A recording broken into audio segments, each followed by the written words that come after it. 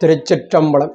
இறைவனுக்கு இச்சாசக்தி, கிரியாசக்தி, ஞானசக்தி என்ற 3 சக்திகள் உண்டு.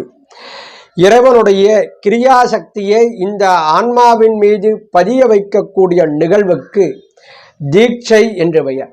தீட்சை பெற்ற ஆன்மா இறைவனுடைய சட்டதிட்டங்களுக்கு உட்பட்டு இறைவன் வகுத்த செயல்பாடுகள் என்று சொல்லப்படக்கூடிய கிரியைகளை அனுஷ்டித்து வாழ வேண்டும்.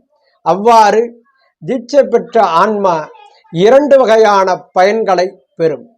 ஒன்று, இகலோக வாழ்க்கையில் அடையக்கூடிய இன்மை பயன் மற்றும் இந்த வாழ்க்கை வாழ்ந்து முடித்த பிறகு கிடைக்கக்கூடிய மறுமை பயன்.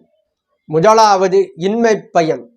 தீட்சையின் போது இறைவனுடைய நாமத்தை மந்திரமாக உச்சரிக்கக்கூடிய அதிகாரத்தையும் தகுதியையும் நாம் பெறுகிறோம். இதனால் துஷ்ட தீய சக்திகள் நம்மை நெருங்காது. தீட்சை பெற்றவர்கள் அனுஷ்டானம் என்று சொல்லப்படக்கூடிய ஒரு கிரியை செயல்பாட்டை செய்வார்கள். இந்த அனுஷ்டானத்தில் பிராணாயாமம் என்று சொல்லப்படக்கூடிய மூச்சு பயிற்சி ஒரு அங்கமாக விளங்குகிறது.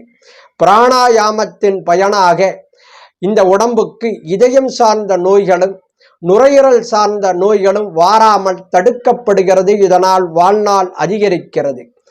அனுஷ்டானத்தில் பலவிதமான முத்திரைகளை நாம் காட்டுகிறோம்.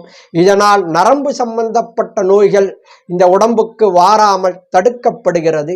மனம் ஒருநிலைப்படுகிறது. இதனால் மனதனுடைய ஆற்றல் அதிகரிக்கிறது. இரண்டாவது மறுமை பயன். தீட்சை பெற்றவர்களுடைய உயிரை பறிக்கும் அதிகாரம் யமனுக்கு இல்லை. இதை உணர்த்துவதே மார்க்கண்டேயர் புராணம்.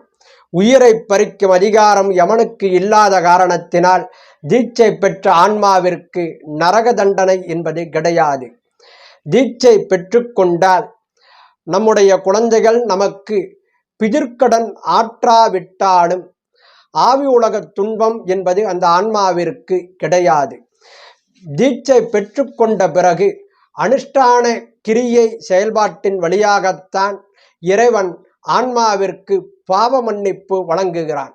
ஆகவே அடியார் பெருமக்கள் அனைவரும் தீட்சை பெற்று இன்மை மற்றும் மறுமை பயன்களை பெறுமாறு கேட்டுக்கொள்கிறோம்.